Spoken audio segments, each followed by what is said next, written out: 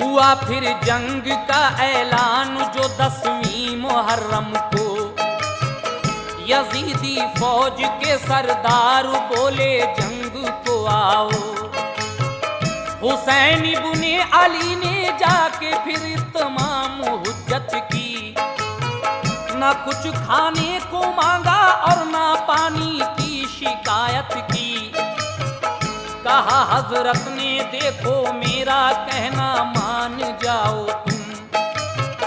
بنو جنت کے طالب خود کو دوزخ سے بچاؤ تم، یہ دنیا عارضی ہے زندگی کا کیا بھروسہ ہے، یزیدی ظلم کا انجام کیا ہوگا یہ سوچا ہے، نبی کا لاڈلا ہوں میرا رتبہ جانتے ہو تم،